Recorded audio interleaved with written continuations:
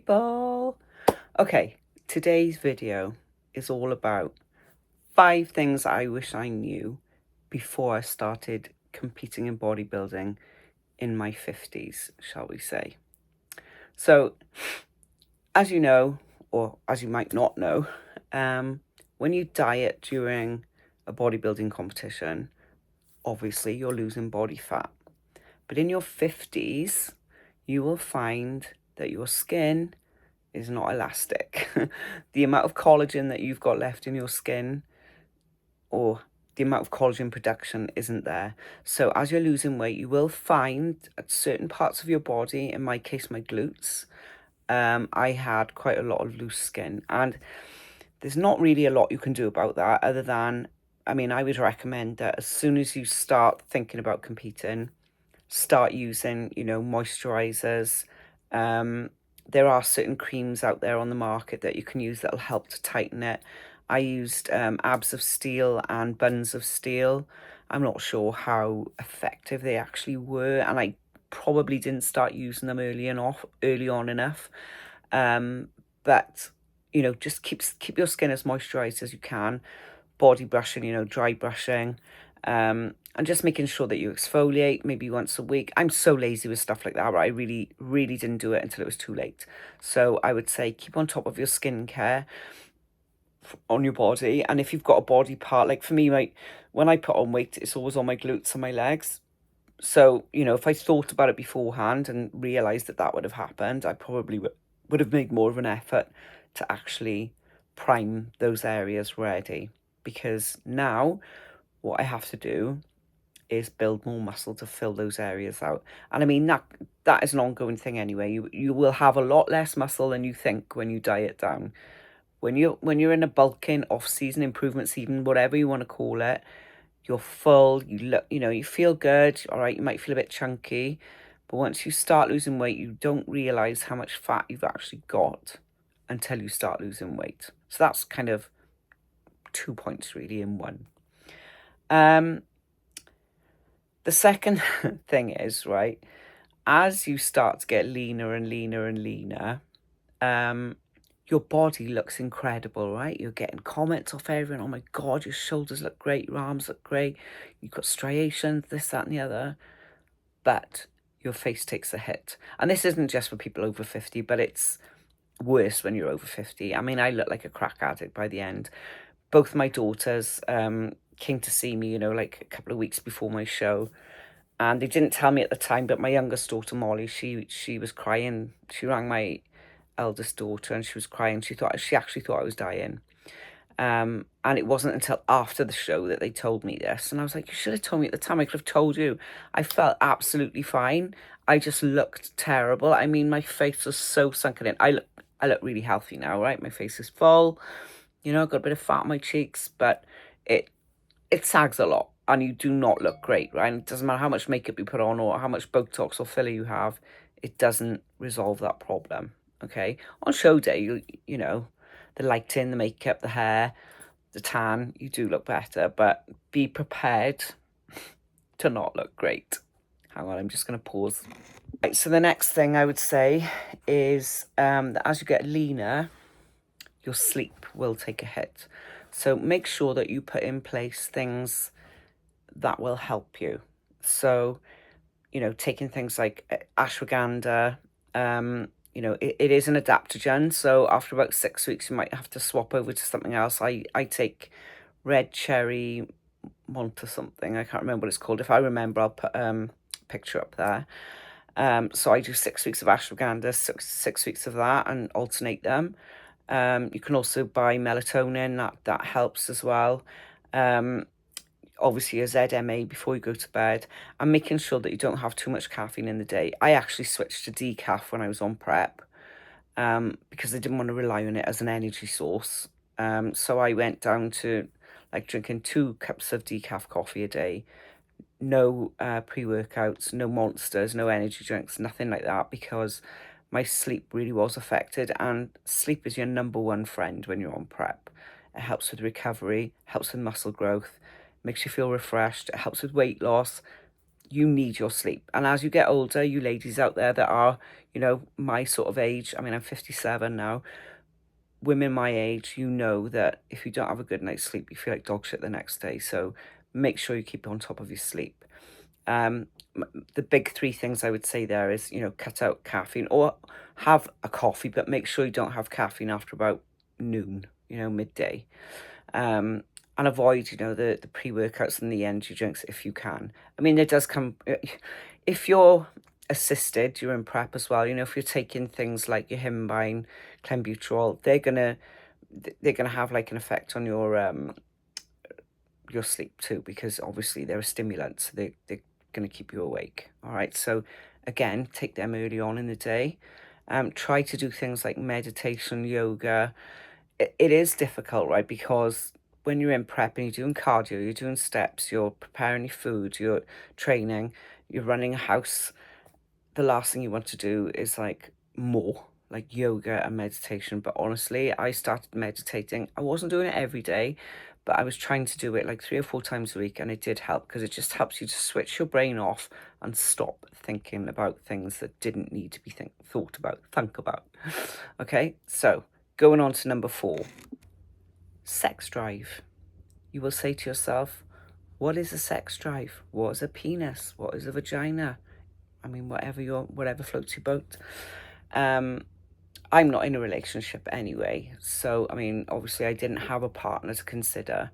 But if you're in a relationship, the last thing you want to do when you're that lean is have sex. Your body is being used for training, cardio. You're on minimal food.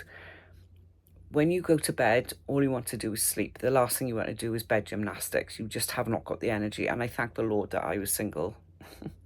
Because you know, it's really unfair on the partner. Your partner needs to have a really good understanding of what you're going through. And if you know in advance that that's going to happen, at least you can prepare for it.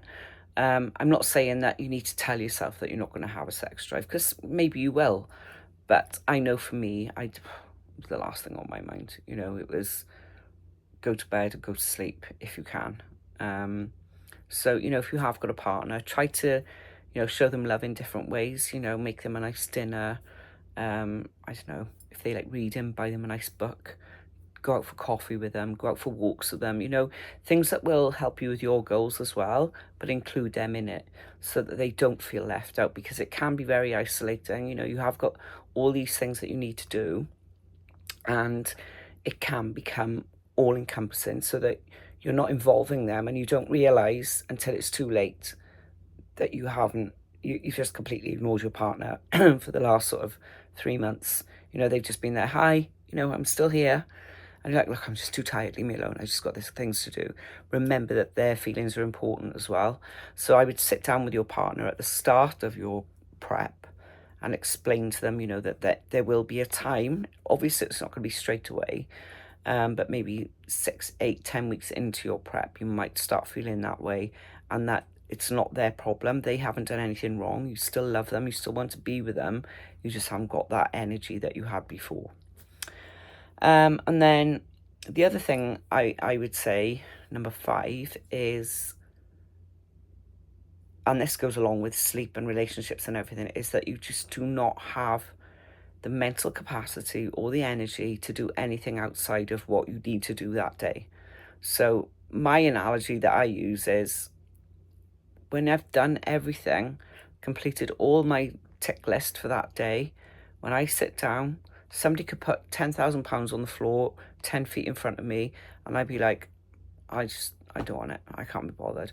Or I can remember going food shopping, and I dropped my car keys on the floor, and, you know, I wanted to cry. I was like, I have not got the energy to do this. I mean, this, granted, right, this is right at the end of prep.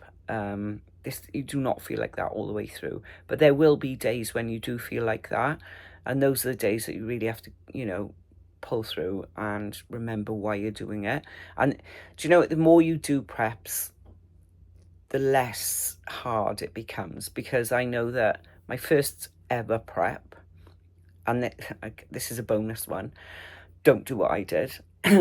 Every time I went shopping, I was obsessed, right? I was watching 10,000 calorie challenges, Eric the Electric eating, you know, I don't know, 20,000 calories of chocolate in one day, or eating everything off the Burger King menu, you know, that type of thing. I watch them all the time, and you are constantly feeding your brain with food, right? Don't do that. Don't do that, because I did, and every time I went shopping, I bought a bar of chocolate, a snack, something that had, you know, cereal. That was another. I don't even like cereal. I never eat cereal. But during prep, I bought boxes of the shit. And I had a huge box, right, that I kept behind my sofa with all my snacks in. And by the end of prep, it was rammed, absolutely rammed with every chocolate bar you can think of. I didn't buy any sweets because I'm not a sweet person.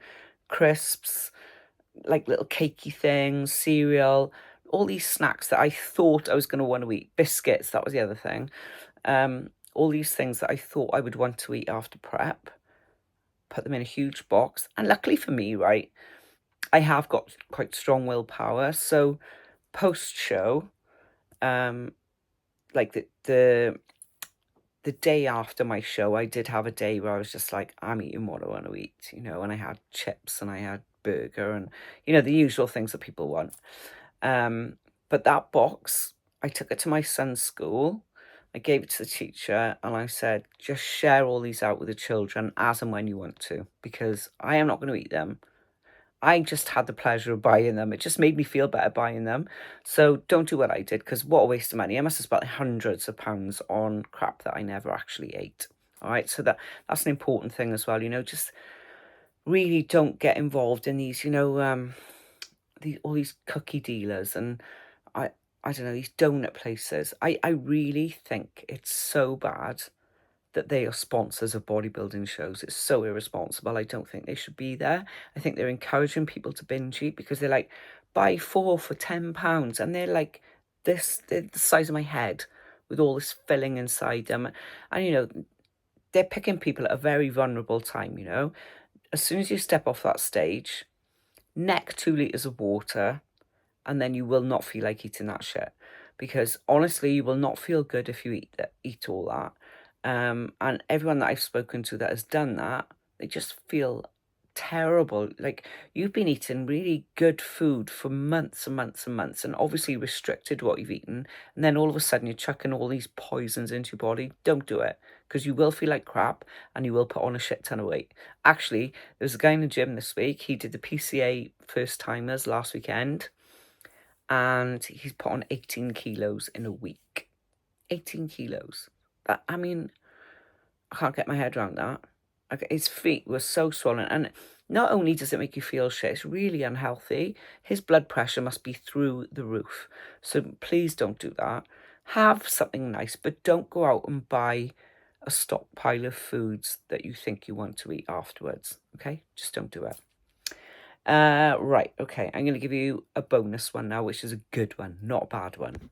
So, as a mature woman, and I'm sure you ladies that are watching this will agree, you get to the point in life where you don't actually give a shit what other people think about you. So, that is one thing that I took away from my last competing season, is I loved how I looked. I loved the prep. I loved show day. I actually really enjoyed it. I mean, obviously I was a little bit nervous before going on stage, because that's normal. You wouldn't be human if you didn't feel nervous. But I wasn't like shitting my pants thinking, oh my God, what are people going to say about me? I honestly didn't care what anyone in the audience thought. All I cared about is that I'd done myself proud, I'd done my family proud, and I did my coach proud. And I did. You know, I won my show. I came home. I had poached egg on toast. That's what I had. I just wanted something wholesome and filling. And yeah, I think that's one bonus about being a bit older, is that you don't really care as much about what people think. So that's one good thing. The other good thing is the opportunities it's given me. So I don't mean it from a financial perspective. I mean it from meeting people, hanging around with people that are much younger than you, but you've got something in common, so you get along. It's great. You know, I mean, in what world do 57-year-old women get on with 20-year-old women and have fun with them, you know, and not feel uncomfortable thinking, oh shit, well, she's probably thinking, what am I doing with that old granny? Everybody's like, we've got such a common interest that age doesn't come into it. and that makes you feel young, and I love that about it. And the travel element of it as well. So I've been to Milan to compete. In powerlifting, I've been to Portugal, Las Vegas. I've met so many people, and I've got so many friends. I say friends in inverted commas because a lot of them are like Instagram, Facebook friends. But we communicate, and we have actually. I mean, I've met a lot of them face to face. But I would never have done that if I hadn't competed. I would never have gone to Vegas on my own. I would never have gone to Milan on my own, just for a couple, city break. But I did, and it gives you that confidence to get outside of your comfort zone and go and do these things on your own. And I loved every minute of it. So if you feel like doing it, message me if you want any advice or information about it. I'm happy to answer any questions that you have. But yeah, if you've got that little itch to do it, you need to scratch that itch. So any questions, hit me up, and I'll try and remember to put the little images in that I said I would. Okay, speak soon.